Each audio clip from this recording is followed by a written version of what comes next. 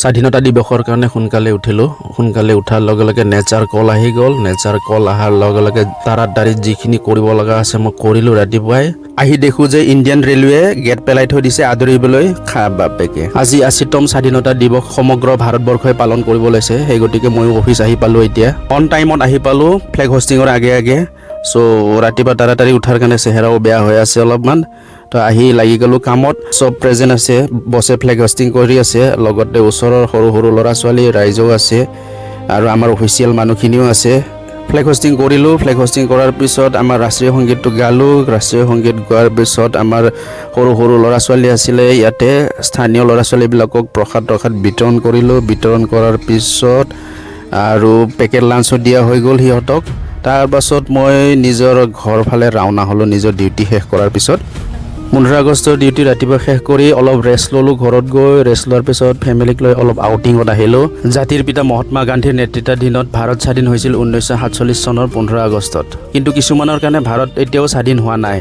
তেওঁলোকে এতিয়াও ভাৰত স্বাধীনতাৰ কাৰণে লাগি আছে আৰু প্ৰত্যেক 15 আগষ্টৰ দিনাই তেওঁলোকে এখন ঠাইত একেলগ হয় ভাৰত স্বাধীনতাৰ কাৰণে মিটিং আৰু আন্দোলন কৰে। ক'ত এই মিটিং আৰু আন্দোলন হয় সেই ঠাইখন বিচাৰি আমি উলিয়ালোঁ। আহি দেখা পালোঁ যে সেই ঠাইখনত বিশাল জনতাৰে ভৰপূৰ হৈ আছে।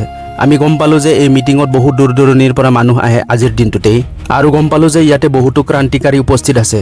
তেওঁলোকে এই মিটিঙত প্ৰণ লয় যে যিবিলাক বিদেশী কোম্পানী ভাৰতত ভৰপূৰ হৈ আছে তেওঁলোকক খাই লৈ শেষ কৰি নস্যাৎ কৰি পেলাব। মই চাৰিওফালে ঘূৰি পাকি দেখিলোঁ যে এই আন্দোলনকাৰীসকল বিদেশী কোম্পানীক লৈ বহু উত্তেজিত হৈ আছে। তেওঁলোকে প্ৰণ লৈছে যে এই বিদেশী কোম্পানীবিলাকৰ দবদপা ইয়াতে চলিব নিদিয়ে আৰু আজি ভাৰত স্বাধীন কৰিবই লাগিব। 1947 চনৰ 15 আগষ্টত ভাৰত যে স্বাধীন হ'ল সেই কথা আন্দোলনকাৰীসকলে সহজতে মানি ল'ব পৰা নাই। তাৰ কাৰণে গেহেৰা চাটমা লাগি গৈছে আন্দোলনকাৰীসকলৰ মনত। কাৰণটো হ'ল এই বিদেশী কোম্পানীবিলাকৰ দবদপা এতিয়াও চলি আছে ভাৰতত। এই মিটিঙৰ মূলমন্ত্ৰ গম পোৱাৰ পিছত মোৰো গেহেৰা চাটমা লাগি গ'ল। ৰাতিপুৱা 10টাৰ পৰা মিটিং কৰি 2টা বাজি গ'ল। এতিয়াও বহু দূৰ দূৰণিৰ পৰা আন্দোলনকাৰীসকল আহি আছে মিটিংখনত যোগদান দিবলৈ। এই আন্দোলনকাৰীসকলৰ বহুতো ভাগ আছিল। তাৰে ভিতৰত আছিল ক্ৰান্তিকাৰী দলটো, যিসকলে বিদেশী কোম্পানীক শেষ কৰিও নিজৰ দেশৰ কাৰণে শ্বহীদ হ'বলৈ ৰাজি আছিল। 2 নম্বৰ কেটেগৰীটোৰ মূল মন্ত্ৰ আছিল অহিংসাই পৰম ধৰ্ম। তেওঁলোকে এই মিটিঙত যোগদান কৰিছিল যদিও মিটিঙত যাতে কোনো হিংসাত্মক ঘটনা নঘটে সেইকাৰণে মনে মনে তাৰ পৰা ছাইড কাটি আহিছিল। এই আন্দোলনত মহিলাসকলেও পিছ পৰি থকা নাছিল। তেওঁলোকেও যোগদান দিছিল এই মিটিংখনত।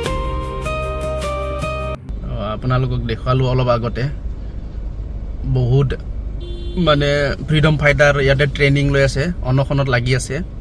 ইংৰাজ গুচি গ'ল, ইংৰাজী থাকি গ'ল। সেইকাৰণে এই আন্দোলনকাৰীসকল এই কথা সহজভাৱে মানি ল'ব পৰা নাই।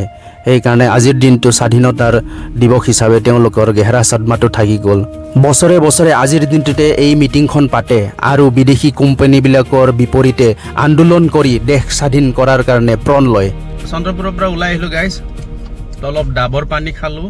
মই খোৱা নাই, মিছেছে খালে ডাবৰ পানী আৰু মই খালোঁ কুঁহিয়াৰৰ ৰস, নাৰিকল অলপ খালোঁ। তো চব দেশ স্বাধীন কৰাত লাগি আছে। অলপ পিছত দেশ স্বাধীন কৰিব 4টাৰ পিছত। তেওঁলোকক অকলে এৰি আহিলোঁ দেশ স্বাধীন কৰিব দি। তো আমি নিজৰ নিজৰ স্থানলৈ ৰাওনা হওঁ।